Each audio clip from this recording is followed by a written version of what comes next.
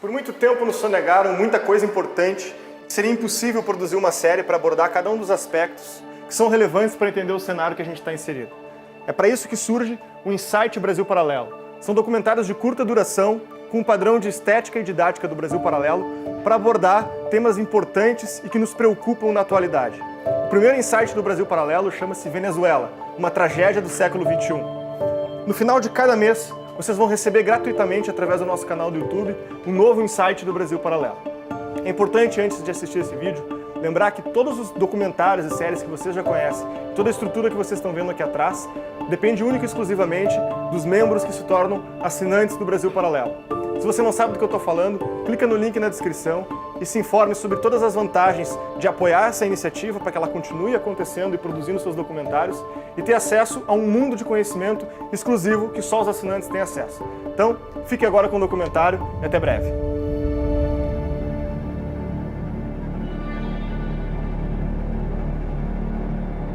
Com a chegada do Partido dos Trabalhadores ao poder em 2003, falou-se muito sobre os riscos de o Brasil se tornar uma Venezuela. Estamos em crise alimentaria no mundo. Brasil e Venezuela juntos, tomando medidas para enfrentar essa crise.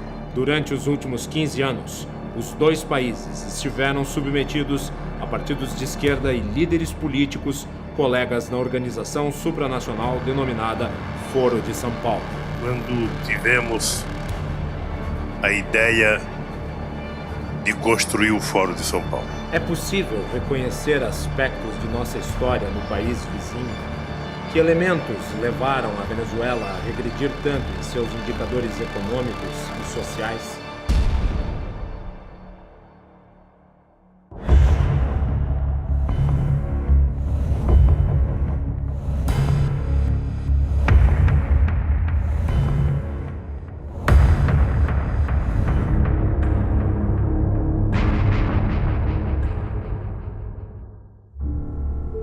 A narrativa de esquerda, consolidada em países como Brasil, Argentina e Chile, é baseada no combate ao militarismo de direita durante as décadas da Guerra Fria.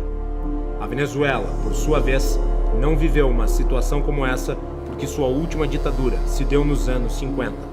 Comandado pelo general Marco Evangelista Pérez Jiménez, o regime se assemelhava muito mais ao de Getúlio Vargas no Brasil e ao de Juan Domingos Perón na Argentina. Marco Pérez Jiménez foi derrubado em 1958, depois de tentar continuar no poder por meio de um plebiscito fraudulento. Em seu lugar, líderes políticos firmaram um pacto de estabilidade na Venezuela. O acordo, chamado de Pacto de Punto Fijo, pregava o revezamento de diferentes partidos no poder e estabelecia uma agenda mínima que defendia estatização gradual no setor petroleiro, reforma agrária, grandes obras públicas e ênfase em políticas de bem-estar social. A consequência dessas políticas foi o aumento progressivo do Estado e do gasto público.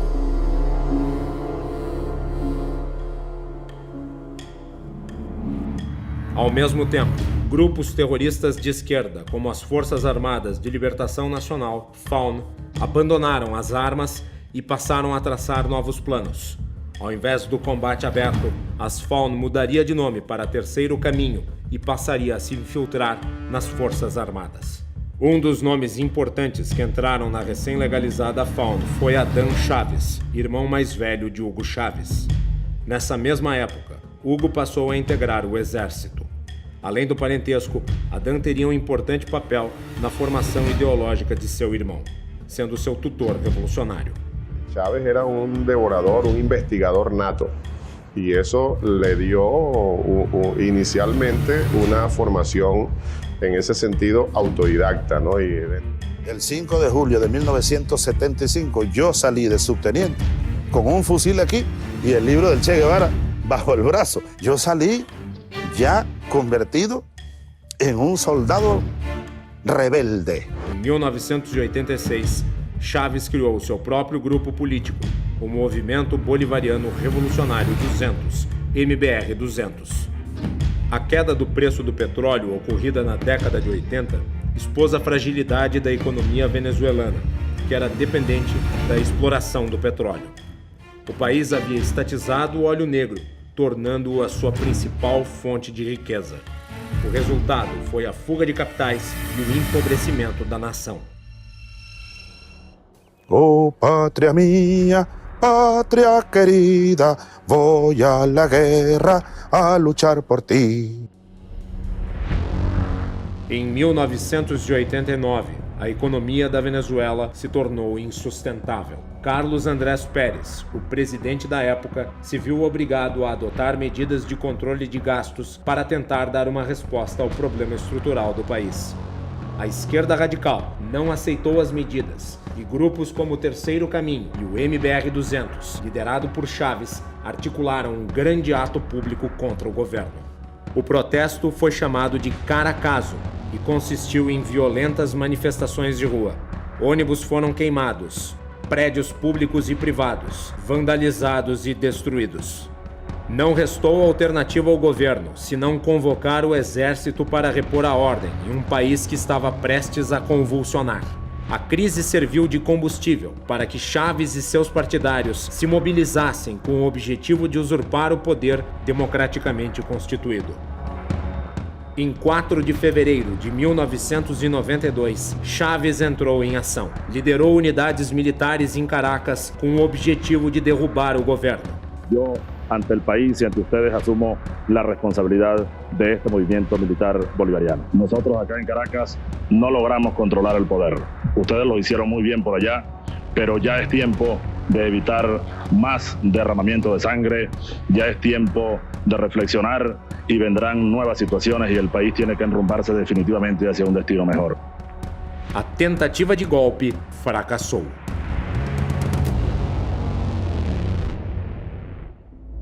Erros táticos levaram Chávez e seus colaboradores a ficarem encurralados e sem comunicação. O líder golpista ficou impossibilitado de transmitir as fitas pré-gravadas nas quais incitava a população a tomar as ruas em um levante. Após cumprir 2 anos de prisão por liderar o golpe, Chávez abandonaria a carreira militar e adotaria as novas fórmulas de dominação política prescritas e orientadas pelo Foro de São Paulo. Fundado por Lula e Fidel Castro em 1990, o Foro de São Paulo se tornou a Assembleia Estratégica da Esquerda Latina e tinha entre seus participantes grupos narcoterroristas. Companheiro da direção do Fórum de São Paulo, debitar parte da chegada da esquerda ao poder na América Latina pela existência dessa cosita chamada Fórum de São Paulo. Hugo Chávez fundou em 1997 o Movimento Quinta República, MVR, aliança partidária de esquerda que lhe daria suporte para disputar a presidência. Chávez foi beneficiado pelo descrédito da classe política tradicional e acabou eleito com 56% dos votos. Quando concorreu ao governo da Venezuela, Chávez tentou passar a imagem de democrata. Dicen que no es demócrata. ¿Usted está dispuesto a entregar el poder después de 5 años? Claro que estoy dispuesto a entregarlo, no solamente después de 5 años, yo he dicho que incluso antes, porque nosotros vamos a proponer aquí una reforma constitucional, una transformación del sistema político para tener una democracia verdadera, mucho más auténtica. Si, por ejemplo, yo a los 2 años resulta que soy un fiasco, un fracaso, o cometo un delito, un hecho de corrupción o algo que justifique mi salida del poder antes de los 5 años, yo estaría dispuesto a hacerlo. Ao contrário do que anunciou, uma vez no poder, passa a agir para reformar as instituições vigentes de forma a se consolidar no comando do país. Que sobre esta moribunda constitución haré cumplir, impulsaré las transformaciones democráticas necesarias para que la República Nueva tenga una carta magna adecuada a los nuevos tiempos. Lo juro. Chávez decretou a realização de um referendo sobre a criação da Assembleia Constituinte. A população abraçou a ideia. A convocação foi aprovada por margem expressiva, mais de 70% dos votos. A Assembleia Constituinte, dominada por partidários de Hugo Chávez, redigiu a nova carta em 100 dias. O país passa a se chamar República Bolivariana da Venezuela. Na eleição da Constituinte, os apoiadores de Chávez conquistaram a maioria dos assentos. Um de seus planos era tornar a Câmara dos Deputados e o Senado em uma única casa. As contínuas modificações na estrutura política e institucional da Venezuela criaram um racha na população. Em 2002, mesmo com Chávez reeleito, a Venezuela se encontrava dividida entre dois polos opostos. Em 11 de abril de 2002, manifestações contra e pró-Chávez se encontraram na frente do Palácio Miraflores. O caos se instalou e autoridades militares, contrárias ao governo, aproveitaram a oportunidade para tentar destituir Chávez. O movimento, desastrado e feito de improviso, acabou sendo derrotado poucos dias depois. Presidente da República de Venezuela, juro ante Deus Todo-Poderoso. Chávez voltou ao poder depois que milhares de seus apoiadores tomaram as ruas do país. Com o argumento de ter sofrido um golpe, Chávez acentuou o radicalismo de suas ações e de seu regime. Responsabilizou os Estados Unidos e elegeu os membros da oposição e veículos de imprensa como inimigos. Entre suas ações, fechou a principal emissora do país, a Rádio Caracas Televisión. Se le acaba en marzo la concesión de televisión. Se le acaba en marzo. Também reformou a estrutura da estatal petrolífera PDVSA, demitindo milhares de funcionários que haviam entrado em greve em 2003. Com isso, vinculou o futuro da empresa ao seu projeto de poder. No campo político, reformou a Corte Suprema venezuelana, tornando-a um apêndice do Executivo. Ampliou o número de juízes de 20 para 32. Com indicações de cunho político, foram integrados à corte 12 novos magistrados, todos eles fiéis bolivarianos. Quando surgiu a empresa Smartmatic, os processos eleitorais venezuelanos se tornaram eletrônicos e passaram a sofrer contestação por parte da oposição. A Venezuela acentuou sua aliança com Cuba e procurou aproximar-se da política do Oriente Médio. Os erros estratégicos dos adversários foram determinantes para Chávez aprofundar sua agenda. Partidos de oposição se recusaram a participar do pleito legislativo, acusando a eleição de ser ilegítima e fraudulenta. Seus líderes imaginavam que a ausência serviria para afastar o povo da votação. Mas não foi o que aconteceu. O preço político foi alto. Sem representantes na Assembleia Nacional, os oposicionistas abriram caminho para que os bolivarianos tomassem completamente o legislativo. Em 2006, Hugo Chávez foi reeleito pela terceira vez com 62,9% dos votos. Prometeu criar o socialismo do século XXI. Chávez tinha o objetivo de ficar para sempre no poder. Para isso, modificou a Constituição, que passou a permitir a reeleição ilimitada para o cargo de presidente. Esta Constitución fue elaborada pensando en todos. Esta Constitución recoge el sueño de tener un país donde vivamos en condiciones de igualdad. Na medida em que Chávez acumulava poderes, a economia despencava e empresários e investidores abandonavam a Venezuela. A Venezuela passou a ter contínuas crises de abastecimento. Alimentos e produtos essenciais se tornaram escassos. A insatisfação contaminou a população. Foram organizadas marchas e paralisações. A resposta chavista foi violenta. Mas não foi só a situação da Venezuela que começou a se deteriorar. Ao mesmo tempo, Chávez enfrentava graves problemas de saúde. Em meio a disputas políticas, ele se isolou em Cuba para tratar um câncer. Reeleito pela quarta vez, não conseguiu comparecer à sua própria posse, em virtude do agravamento de sua doença. Hugo Chávez morreu em 5 de março de 2013. Foi substituído no poder por Nicolás Maduro, um de seus principais auxiliares. Na eleição para a sucessão de Chávez, o oposicionista de centro-esquerda, Henrique Capriles, tentou convencer o eleitorado, simpático ao chavismo, de que ele não representaria uma ruptura. Por margem mínima, Maduro foi eleito presidente em 14 de março de 2013. El candidato Nicolás Maduro Moros, 7.505.338, con el 50,66% de la votación. Novamente, o processo eleitoral, organizado pela Smartmatic, sofreu acusações de fraudes. Capriles não reconheceu o resultado e pediu a recontagem de votos. Mesmo com a eleição contestada, Maduro prevaleceu. O apoio diplomático da União das Nações Sul-Americanas, órgão subordinado ao Foro de São Paulo, foi fundamental para lhe dar sustentação internacional. Apesar da vitória interna, Maduro passou a lidar com uma oposição crescente na Venezuela. Nas eleições legislativas de 2015, a oposição recuperaria a maioria na Assembleia Nacional.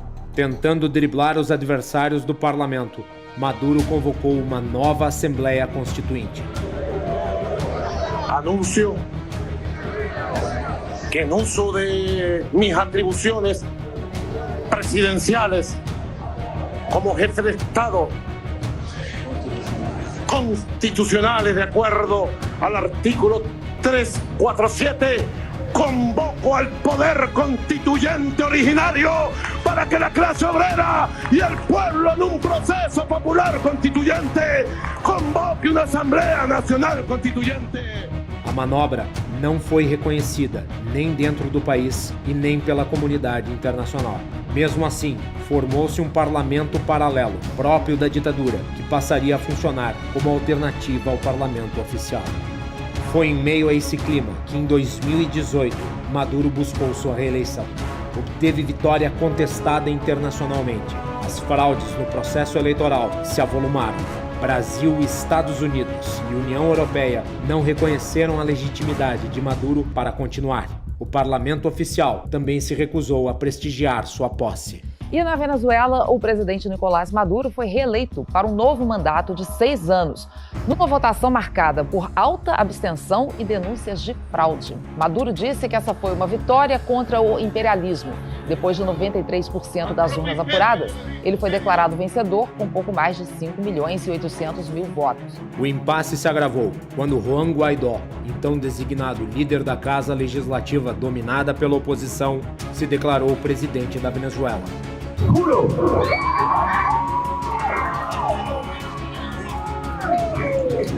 asumir formalmente las competencias del Ejecutivo Nacional como el presidente encargado de Venezuela. O mundo se dividiu. China e Rússia apoiaram o antigo regime. Já as nações ocidentais deram seu respaldo ao autoproclamado novo governante. Como a eleição de Maduro se deu por convocação da nova Assembleia Constituinte, controlada pelos chavistas e não pelo parlamento oficial, sua posse foi contestada como ilegal e ilegítima. Sem um presidente reconhecido, era Guaidó, o líder da Assembleia Nacional Constitucional, quem deveria assumir o governo interinamente. O processo de socialização da economia devastou a Venezuela, produzindo uma crise social sem precedentes. O desabastecimento frequente, já na época de Chávez, se aprofundou. Sem emprego e sem comida, parte da população iniciou um verdadeiro êxodo, fugindo para os países vizinhos. No âmbito interno, com o objetivo de esmagar os críticos, Maduro redobrou a repressão. Se no Brasil de 1964, as Forças Armadas tiveram um papel fundamental para evitar uma revolução comunista, na Venezuela foram elas seus principais agentes. A dificuldade da esquerda em plantar suas bases nas Forças Armadas do Brasil se deve ao fato de essa instituição ser majoritariamente positivista. O positivismo, ideologia que prega o conhecimento científico como única forma de conhecimento verdadeiro, já era muito disseminado entre militares brasileiros e foi a base intelectual do golpe que derrubou a monarquia e instaurou a república em nosso país em 1889. Com o fracasso da contaminação das Forças Armadas, a esquerda brasileira apostou na guerra cultural, que sempre foi desprezada pelos militares. A luta política passou a ser travada a partir do meio jornalístico e das universidades. Foi nesses ambientes que a esquerda criou a massa de militantes que apoiam o chavismo no Brasil. Cuba, só um minuto, agora deixa eu só perguntar. Cuba é ditadura ou não? Não, não é uma ditadura. Gostem ou não, Maduro foi eleito com 67% dos votos do povo venezuelano. É isso aí. O senhor acha que a Venezuela é uma democracia? A Venezuela é uma democracia tão democrática quanto a brasileira e a americana. O bolivarianismo tinha como objetivo criar o socialismo do século XXI, uma atualização do modelo implementado pela União Soviética no leste europeu. Ao longo de 20 anos de poder, o resultado de sua ação foi a repetição dos mesmos crimes em massa, da mesma violência e do mesmo fracasso econômico vistos no socialismo do século XX. Karl Marx dizia que a história se repetia, a primeira vez como tragédia e a segunda como farsa. A Venezuela de Hugo Chávez e de Nicolás Maduro lhe deu razão, finalmente.